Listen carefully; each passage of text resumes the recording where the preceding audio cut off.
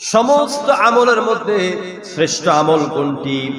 আন আব্দুল্লাহ ইবনে মাসউদ রাদিয়াল্লাহু তাআলা সাআলতুন নাবিয়্য সাল্লাল্লাহু আলাইহি ওয়াসাল্লাম আইয়ুল আমালি আহাব্বু ইলাল্লাহ ক্বালা সালাতু লিওয়াক্তিহা। সুবহানাল্লাহ। আব্দুল্লাহ ইবনে মাসউদ বলেন, বিশ্ব নবীকে প্রশ্ন করেছি, ইয়া রাসূলুল্লাহ, ইসলামের মধ্যে সব আমলে তো ভালো, তবে ভালোর মধ্যে সবচাইতে আরো উত্তম, বেশি ভালো কোনটা? কোন আমলটা উত্তম? আল্লাহর নিকট সবচাইতে প্রিয় আমল কোনটি? কোন কাজটি উত্তম? আল্লাহ নবী রাহমাতুল লিল আলামিন অকপটে জবাব দিয়া দিলেন, as-salatu li waqtiha, ওয়াক্ত মতে, সময় মতে, টাইম মতে নামাজ আদায় করা। চিল্লায় করা আল্লাহু আকবার। প্রিয় ভাইরা, আমার নামাজ, আমার জীবন, আমার বন্দেগী কার জন্য? জোরে বলেন। আমার জীবন, আমার মরণ, আমার জিন্দেগি, ইয়া ইলাহি, ইয়া ইলাহি কবুল করো আমার বান্দেগি,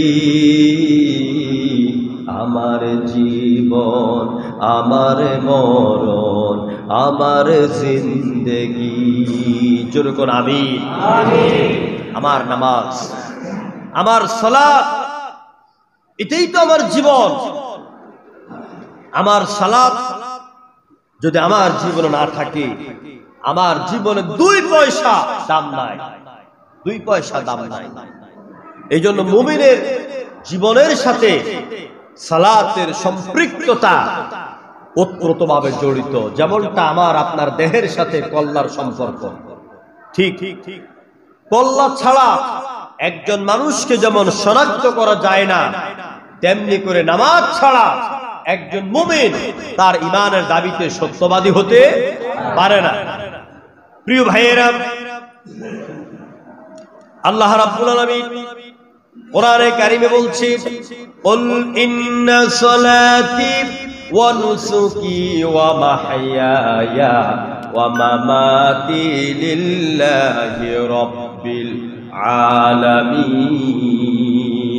নবী আপনি বলুন, নিশ্চয় আমার নামাজ, আমার কোরবানি, আমার জীবন, আমার মওত, চিল্লায়ে বলেন কার জন্য?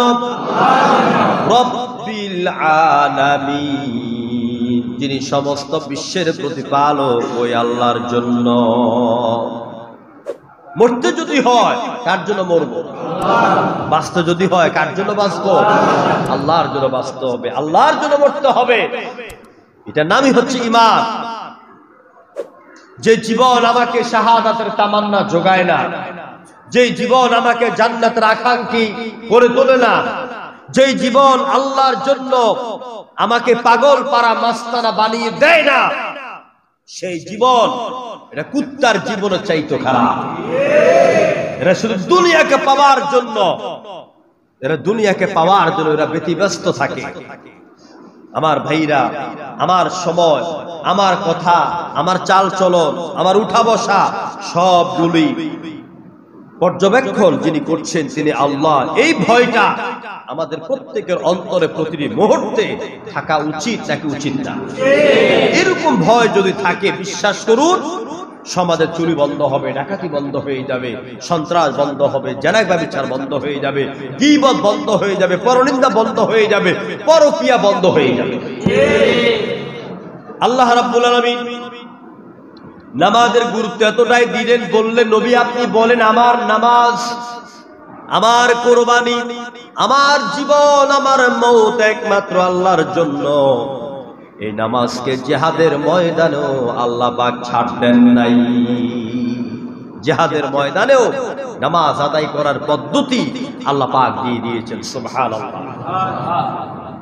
বুজুর্গানে দ্বীন বলেছেন যে যদি কোনো ব্যক্তি প্রশান্ত মহাসাগরের মাঝে তার জাহাজ ডুবে গেল, এখন তার বেঁচে থাকার কোনো উপায় নাই, শুকনো একটা কাষ্ঠের উপরে কোন রকম ভর করে একবার হাবুডুবু খায়, একবার নিঃশ্বাস নেয়, আবার ডুবে যায়। এই অবস্থায় যদি তার স্মরণে আসে নামাজের ওয়াক্ত হয়েছে, ওই সময় তাকে ফরজ নামাজ আদায় করতে হবে। মায়ের গর্ভ থেকে জরায়ু দিয়ে সন্তান অর্ধেক পৃথিবীতে দেখা যায়, অর্ধেক মায়ের পেটের ভিতরে এখনো। এই অবস্থা যদি ওই মায়ের হুঁশ থাকে, নামাজের ওয়াক্ত হয়, মনে হয় ওই সময় তাকে নামাজ পড়তে হবে। কেমনে পড়বে? আর সাগরে নামাজ কেমনে পড়বে? এই অবস্থায় কেমনে পড়বে? এই পড়ার অর্থ হলো ওই সময় তাকে নামাজের কথা স্মরণ করতে হবে, আল্লাহকে স্মরণ করতে হবে। কত বুঝে আইছে? আর আপনি আর আমি মসজিদে আজান হয়, বাম হাতে চায়ের কাপ, ডান হাতে সিঙ্গা, ছিলেন তো ছু করে উপর দিকে ধোঁয়া ছাড়ে, আবার দেখে মঙ্গল গ্রহে ধোঁয়া গেছে কিনা। আসলে এরকম মুসলমান সিঙ্গা একটা দরাই এভাবে ছু করে ছাড়ে, উপর দিকে চায়, ধোঁয়া তো দূর যায়। মসজিদে আজান হয়, মসজিদে জামাত হয়, মুসলমান কুলাঙ্গার মুসলমান দোকানে বসে বসে আড্ডা মারে, মসজিদে আসে না। তোমার মতন কুলাঙ্গার মুসলমানের দরকার প্রয়োজন আমার আল্লাহ নাই। কিসের মুসলমান তুমি? তুমি পাশে তাকায় দেখো, তুমি দোকানে বসে আড্ডা মারো, চা খাও, সিগারেট পান করো, নামাজ পড়ো না। ঠিক তোমার পাশে চন্দ্রশীল বসু, সুশীল বসু, প্রাণ গোপাল দত্ত, সেও বসে চা খায়, ওই মসজিদে আসে না, তুমি মসজিদে আসে না। তোমার মধ্যে আর ওর মধ্যে কোনো পার্থক্য